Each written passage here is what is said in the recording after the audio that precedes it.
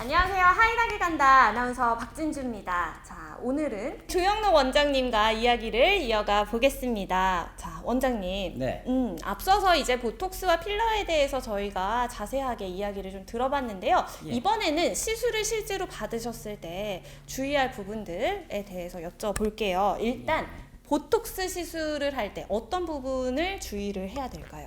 시술 받으신 분들은 병원에서 한 번쯤 설명을 들어보셨을 거예요. 그렇죠. 첫 번째로는 술, 담배가 있겠죠. 술, 담배는 원래도 좋지 않지만 술, 담배를 하시게 되면 시술 받은 부위에 염증이 생길 수 있기 때문에 피하시는 것이 좋겠습니다. 네. 두 번째는 많은 분들이 물어보시는 건데요. 마사지. 마사지는 절대 피하는 것이 좋겠습니다. 보톡스나 필러를 하고 나서 물리적으로 마사지를 하시게 되면 우리가 원치 않는 곳에 보톡스나 필러가 퍼져서 결과를 좀 안 좋게 할 수도 있고요.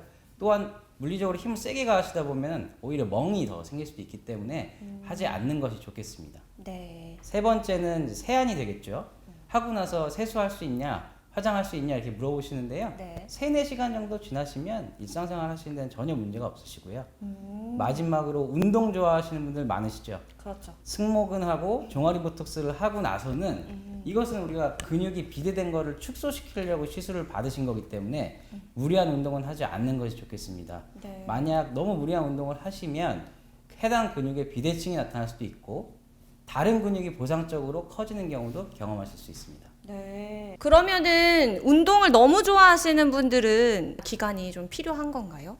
딱 정해진 기간은 없습니다. 근데 만약에 해당 부위의 모양을 조금 이쁘게 하시려는 케이스라면 2주에서 한 달 정도는 조금 모양을 보고 하시는 게 좋고요. 네. 일반적으로 유산소 운동은 크게 문제될 것은 없습니다. 네, 그렇군요. 자, 그 다음으로 여쭤볼 부분은 제가 정말 그런 얘기 많이 들었거든요. 보톡스를 처음에 맞았을 때는 효과가 오래 가는데 그 다음부터 맞을 때는 줄어든다 기간들이. 네. 이거를 내성이라고 얘기를 하잖아요. 예, 실제로 내성이 있다는 것은 아예 효과가 없다는 것을 의미하는데요. 네. 보톡스 독소 자체 혹은 거기에 포함되어 있는 여러 다른 단백질들의 항체가 생겨서 효과를 낼 수 없는 경우를 말하는데요. 네. 우리가 미용에서 사용하고 있는 보톡스 용량으로는 사실 내성이 생기기 쉽지는 않습니다. 아. 그래도 모든 가능성을 저희가 배제할 수는 없기 때문에 네. 최소 3개월 정도는 시술 간격을 두시는 게 좋고요.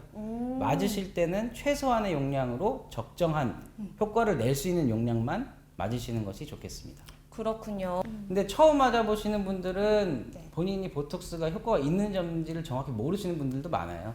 그래서 저희 같은 경우는 보톡스를 시술을 받으시면 반드시 1-2주 뒤에 확인을 해서 원래보다 약해졌는지 효과가 제대로 있는지 확인을 해드리고 있습니다. 네, 알겠습니다. 자, 이렇게 꼼꼼한 조영록 원장님 찾아가시면 좋을 것 같고요. 자, 마지막으로 여쭤볼게요. 필러를 시술을 받으셨을 때 어떤 주의점이 있을까요? 네, 보톡스와 크게 주의할 것이 다르지는 않은데요. 한 가지는 조금 유의를 해주셔야 될 것 같습니다.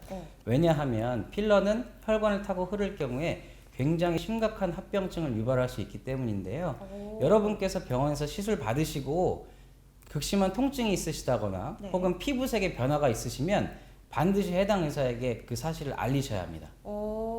만약에 알리지 않으면 어떤 일이 발생하는 건가요? 만약에 그런 일이 발생을 했다면 빠르게 녹여서 최대한의 시간을 벌어야 하는데 네. 그거를 그냥 괜찮겠지 하고 지내시다 보면 돌이킬 수 없는 상황이 벌어지는 거죠.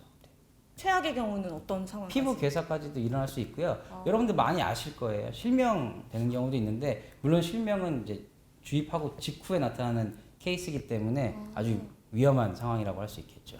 네, 그런 부분을 반드시 유의를 해서 시술 전에도 후에도 좀 체크를 해보셔야겠네요. 그렇죠. 여러분들이 아름다워지려고 시술을 받으시는 네. 거잖아요. 네. 그러니까 의사한테 본인이 어떤 시술을 받는지를 정확히 설명 들으시고 시술 받으시길 저는 부탁드리고 싶습니다. 네, 알겠습니다. 잘 들으셨죠? 조심하셔야 됩니다. 자, 연세필 성형외과 조영록 원장님과 이야기를 나눠봤습니다. 좋은 말씀 고맙습니다. 네, 감사합니다.